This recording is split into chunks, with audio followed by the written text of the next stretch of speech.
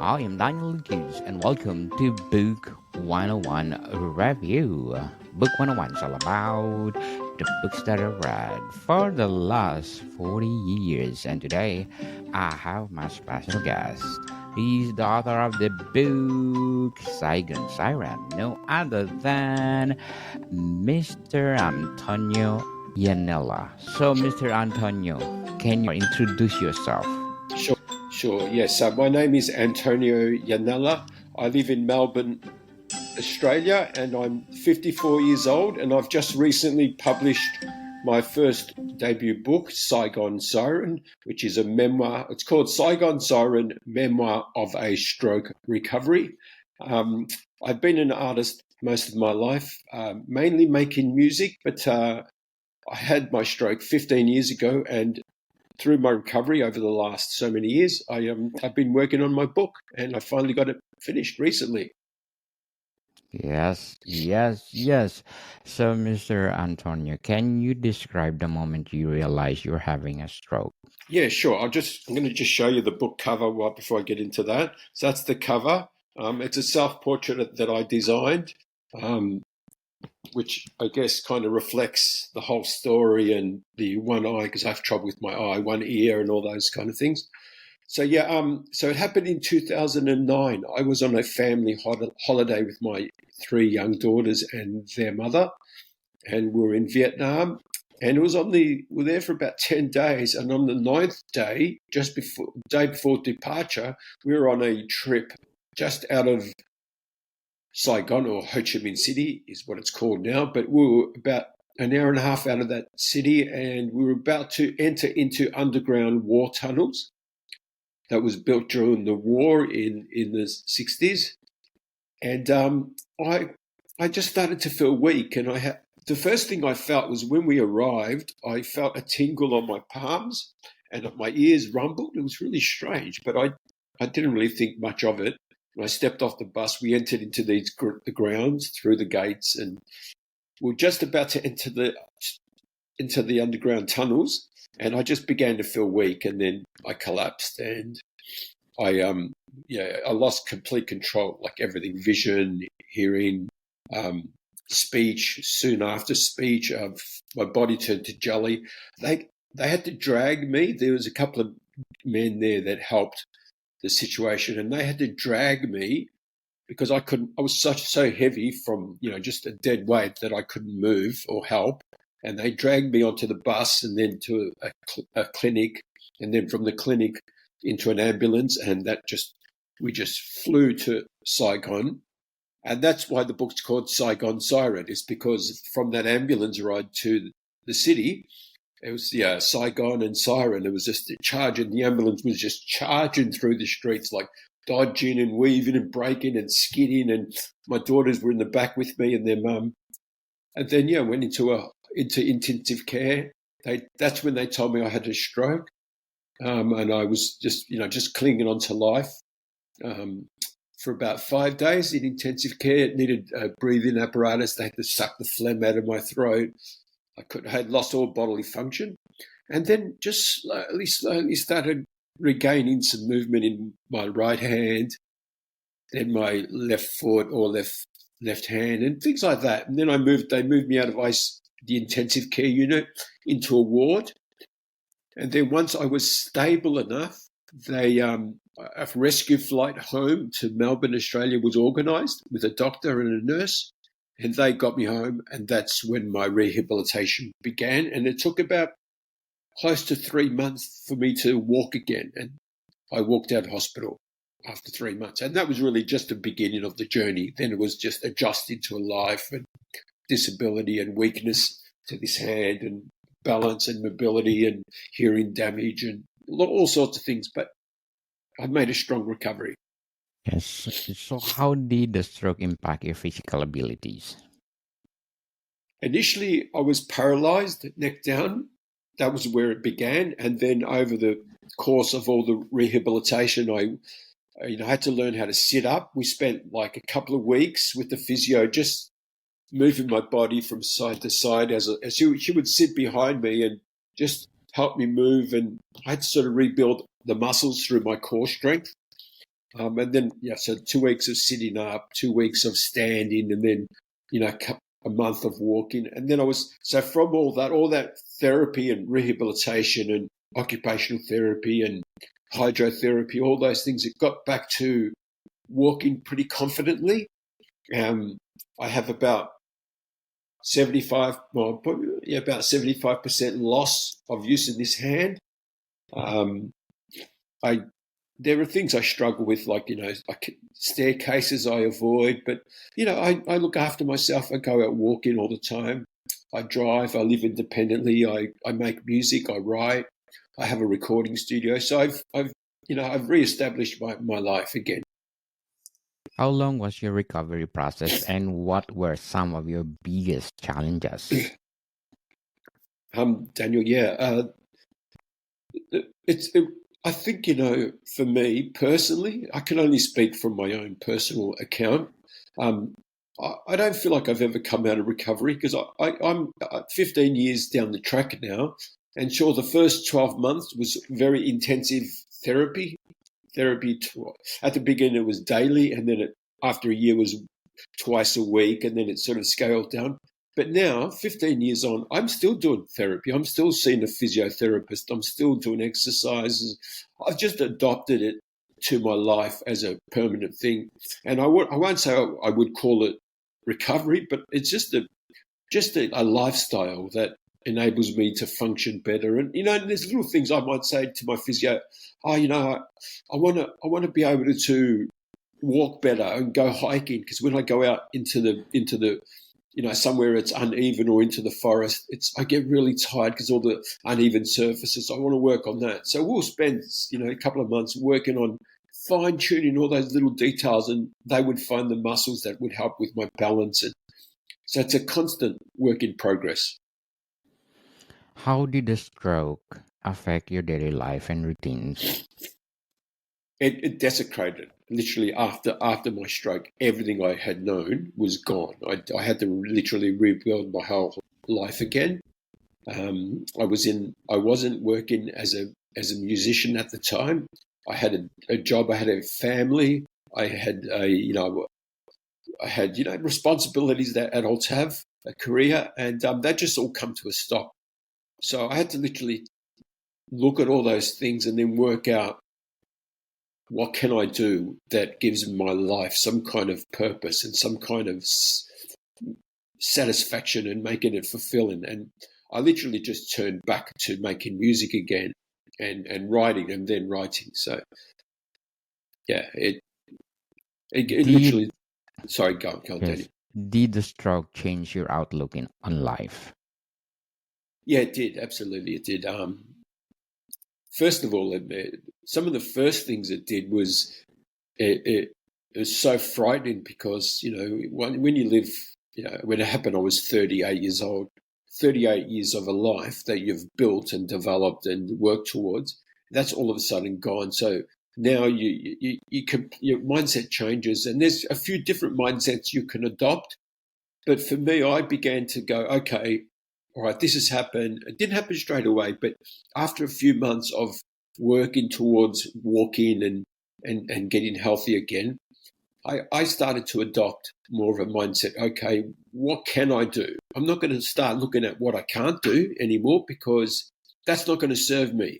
So I just began to look at what can I do, and things like little things like I was a guitar player for 20 plus years. I couldn't play the guitar anymore. So I bought an old piano and I began playing one-handed. So I started looking at life like that. What can I do with the skills I have? Because I wasn't affected. My intelligence or my processing wasn't affected. It was more my physical ability that was affected. Were there any particular exercises or therapies that help you regain mobility? I think some of the key ones are core strength. When you're working on deep abdominal muscles. I don't know if I said that right, but deep muscles in your core, so that enables you to sit up. And we may not understand this, but your core strength is everything, because you can't do things like extend your arms. You can't lean over and pick something up. You can't walk. You can't, get off a chair. So that's probably the fundamental thing that has to be developed. And that's where we began. But then from there, then you're just constantly working on the way your foot rolls on the floor, that motion. Then you're working on those things, and then you're paying attention to raising your hip. It's so many factors. It's like a domino effect where you think it's just going to be this. Because I remember going through this process. It was when I was in hospital. I was like, I just want to walk. That's what I want to do, and thinking, okay, they'll just get me back to walking really quickly. But along the way, along that journey to walking, there was being able to sit up, being able to stand up, being able to stand still, being able to move my feet, being able to hold my balance. So there was all these little steps that I just wasn't aware of. I just thought, okay, I can't walk. Let's practice and I'll walk. There was half a dozen steps in between. Very well said, Mr. Antonio, and thank you for sharing your story to the world. Thank you, Daniel. I hope people are inspired. How has your support system helped you in your recovery? I think it was one of the fundamental things that I really cherish. I have I have Italian background, so I have quite a big extended Italian family, and their support was just fundamental. I had visits. I was in hospital for 3 months, and I don't think I spent a day in hospital without a visit from someone. I had days where there'd be 12 people in my room, and they would just support me. And what was beautiful as well was seeing them smile when they see me achieve something like sit up, or I could get out of the bed. Because at the beginning I had to be airlifted out of the bed. They had to use a harness and wrap it around my body and then machine me off the bed and across into a wheelchair. So once I was able to get out of the bed on my own and I could sit in the armchair by the window and have my dinner, that was just such a revelation. And I'd be smiling because I achieved something. It's such a small little thing on the scale of life, but I achieved something, and I began to grow hopeful. And then when I had family visits and they'd see me sit in the chair and I'm smiling, then they'd be happy for me. So that would trigger like a kind of deep love of, like community love. So it was fundamental. What was the hardest part of adapting to life post-stroke? There was several of them. A couple of them were having to work out whether I had to have brain surgery, and I had to go through that process of making a decision on to treat my condition. Because the reason I had a stroke was I have a vein in the base of my brain that's weak, and it burst, and I still have that. And during those processes of working out whether I was going to have brain surgery or not, it was really difficult, and it just turned out in the end that it was just got too hard, and I began to go through some radiation treatment to my brain, and that went horribly wrong. So that was really devastating, and having to process and get to the point where, well, look, I'm just going to have to live with this thing, and I kind of made some decisions like I'd rather have a fulfilling life, maybe it's shorter, rather than have a long life and have that thing removed from my head, my brain, because the doctors weren't saying to me that we can do this, it'll be successful and you'll have a healthy life. They weren't saying that. They were saying things like, we can remove it because it's dangerous to live with that thing in your brain, but we don't know what will happen.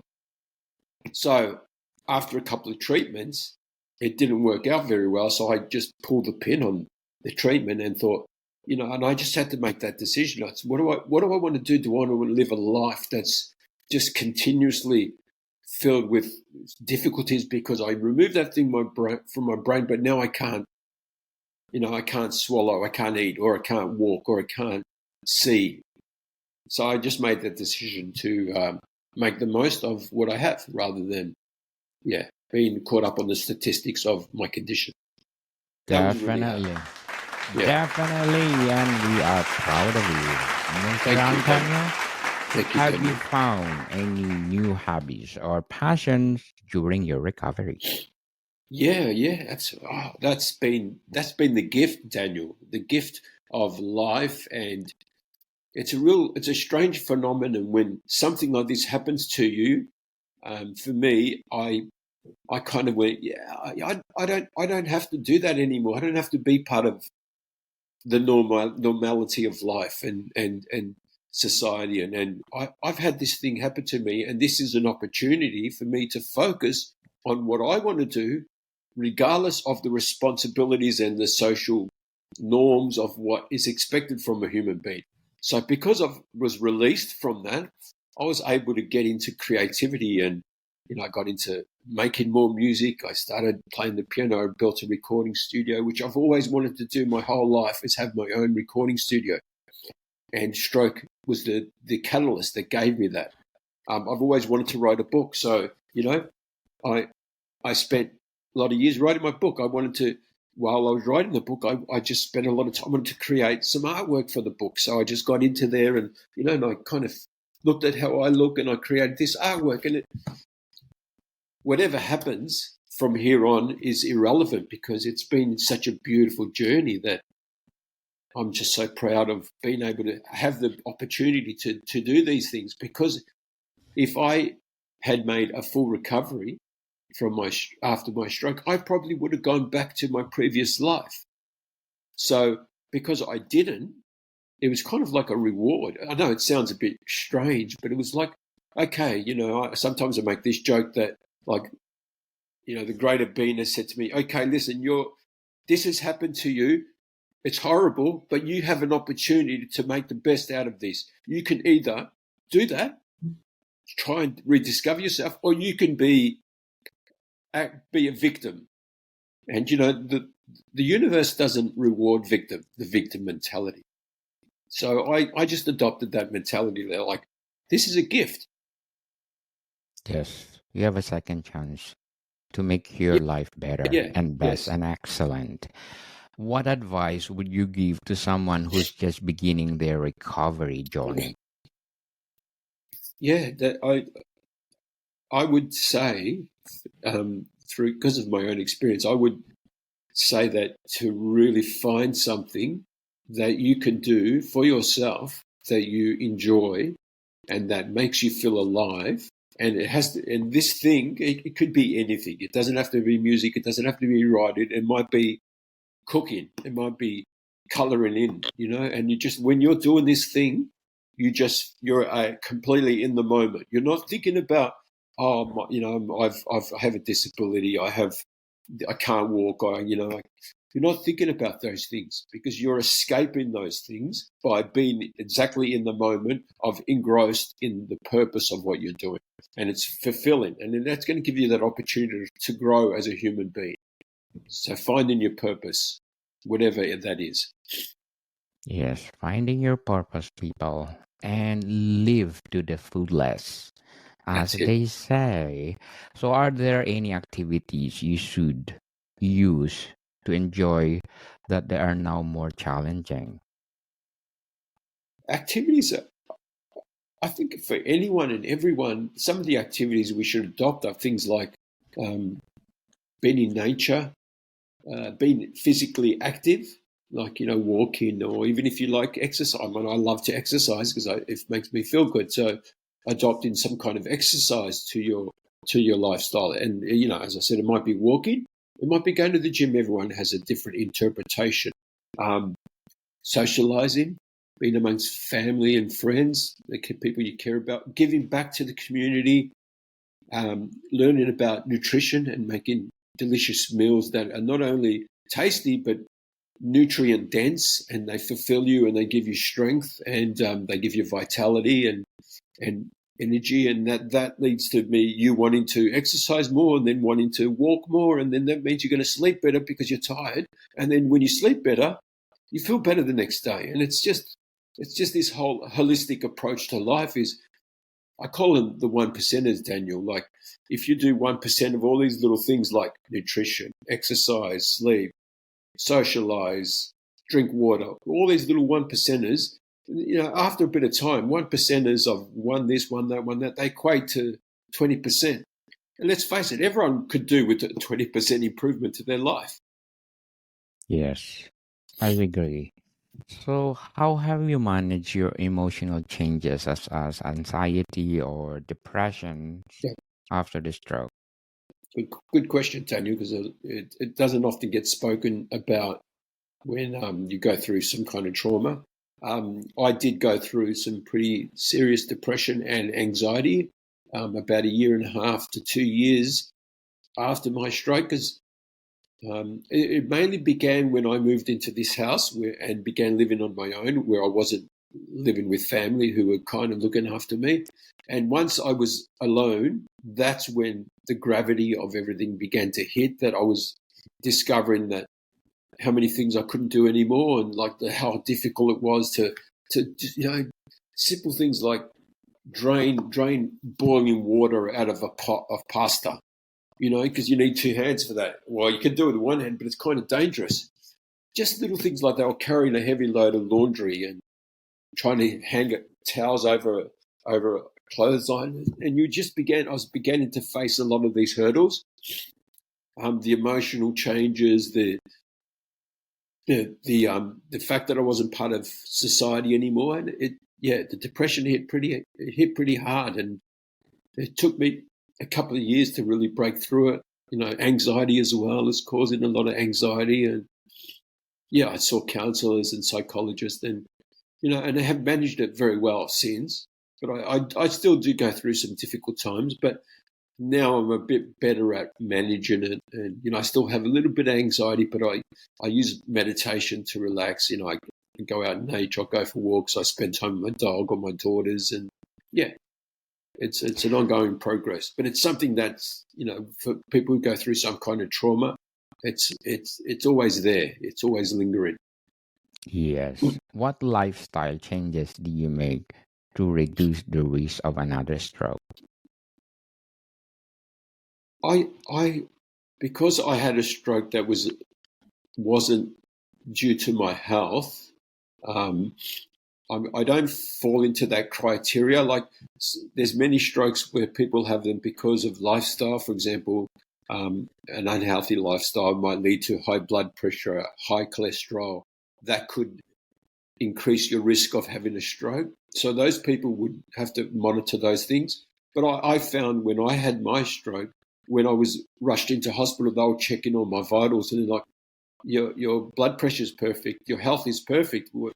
So because I had a bleed, which I was born with a weak vein, and that was the cause of it. But what I do, even though that is the reason, but what I do in my life now to minimize any risk of any illness, not just stroke, but cancer, heart disease, diabetes, whatever, dementia. I live an active, healthy lifestyle. I'm very cautious on what I eat. I research nutrition, and I make sure I get the right foods in my body. I have eliminated processed foods. I like to exercise. I meditate. I be creative. I help others. I've worked as a volunteer, raising stroke awareness. So I've just approached it as a holistic thing where I can do all those things that are going to help me minimize my risk. So, all the topics that we discuss, is it included to your book, Saigon Siren? Yeah. I absolutely, I go into a lot of detail from the moment it happened, how I was dragged to the ambulance, how I was in ICU, and the MRIs, and how they had to, look after me, and how they sucked the phlegm out of my throat to the rescue flight. Oh, even the difficulty, because we were in Vietnam, and we were in a hospital that all the doctors were French, so they didn't speak English. And the nurses were Vietnamese. They didn't speak very good English. I didn't speak French, or I couldn't speak at that stage. It was just so difficult. So I go through all those painful areas. And Daniel, when I was writing the book, it took me a long time to write, but the last few years when I was coming to the end of writing it and redrafting and rewriting section, I would go to the library, the local library, with this laptop that I'm talking to you on, and I just would write with the mindset that I want to write, so I'm going to go somewhere that's going to, I guess it's going to create discipline to write. This is what I'm here to do, and that's what I'm going to do, rather than being at home and getting distracted. And I'd go to the library, and I'd be going through, the moment I collapsed, the moment I couldn't, when I couldn't see anymore, and I'm in tears, bawling my eyes out, not out loud, but I got tears running down my face in the library, and I'm writing these things, remembering everything that happened. So yeah, I go through all that in the book, all the effect it has on my family, the effect it has on my kids, their mother, our relationship, my mental health, the anxiety, the radiation treatment, making music, getting back to positivity and writing the book. So it's all in there, mate. It's chock-a-block full of all that stuff. And there's a lot of information about what a stroke is and what a recovery is. And it's getting a lot of really positive feedback. And it's not only a book about, because the subject, it can be really quite dark, but I've written it in a way there's a lot of humour, there is heartache and there's humour and there's information, and it's all just wrapped up in a package of storytelling. So to sum up our discussion, Mr. Antonio, looking back, what has been the most rewarding part of your journey as a stroke survivor? There's hard to pinpoint one. Obviously, there's things like getting back to walking out of the hospital. There's been a couple of really beautiful moments. For example, the example I'll use is when a year after I come out of hospital and I was beginning to make music again, I created a little band, and I wasn't in the band, but I had all these songs that I wrote, and I called a couple of old friends, and we created this band, and they performed my songs, and we entered into this big battle, like a band competition here in Melbourne. And we entered that, and the band just started. It wasn't like we'd been practicing for years. The band literally, hey, let's put this band together. There's a competition. Let's enter it. So that we entered the competition, and we went through. There's about 35 bands that entered, and we went through the heats. We were like runners up. One, heat 3, one heat 4, got to the grand semi-finals, won that, got into the grand final. And there we were at the grand final, and I was, I'm like a year out of hospital. I'm still walking with a massive limp. I could, still working on my speech, and the band is on stage performing my songs, and the room is full, like this pub or this club venue was full. There was like 200 people in there, everyone's cheering, and they performed. They did a beautiful performance, and then all the other bands performed. And at the end, when the presenter got onto the stage and announced the winner, we won, and we're all before the stage, all waiting for the announcement. And that moment when they announced our name, it was just amazing, really amazing. Amazing. Yeah, I remember Daniel. I tell this funny story because one of the guys in the band, he's quite a big guy, and I remember I was standing next to him, and when they announced that we won, I had I have a disability, but somehow I was able to jump into his arms, and I was hugging him like this big bear hug, and he was lifting me above the audience, and yeah, it was just such a beautiful moment. Beautiful. Mr. Antonio Iannella, thank you for sharing your talents to the world. I hope more books to come. And cheers, mate. To inspire lots of people all over the world. So, Mr. Antonio, can you please invite our listeners to support Saigon Siren? Yeah, absolutely. Come and visit my website, or if you want to have a look more, there's if you Google Saigon Siren, you will see a listing there of all different links. One of them should be my website, and on my website you'll be able to read some chapters and listen to music and watch videos from Vietnam. It's all in there. chock-a-block full of information, and you'll be able to follow the links to Amazon. And if you want interested, purchase the book. I would love that. Yes. Yes, people, let's support Mr. Antonio Iannella, because if you support him, more books to come. I'm inviting you to be part of my podcast, Music 101, because you love music. I talk about music there, any kind of Awesome. music. Yeah, okay. Music 101. Music 101 is created to empower music itself and legendary icon in the music industry. And tomorrow, people, please tune in 4 p.m. PST. We'll having my feature author of the month of November. He's award-winning and best-selling author. So please tune in 4 p.m. PST. So, Mr. Antonio Iannella, can you again invite them for another time for your website? Sure. Yeah. So the easiest way, because sometimes my name isn't the easiest to spell. A lot of people get it wrong. So the easiest way is to go to Google and Google Saigon Siren. Yes. So Saigon, the name of the city, siren as in like an ambulance siren. Saigon Siren, and you will see in that search, you will see this picture, because it appears everywhere on Google, and you can follow one of those links to either Amazon or your preferred bookstore, or preferably my website, and there you will have access to a lot of things, including buying the book at Amazon. Yes. So, Mr. Antonio Iannella, thank you for your time. Thank you, Daniel. Cheers, mate. Pleasure. More to come, people. See you soon.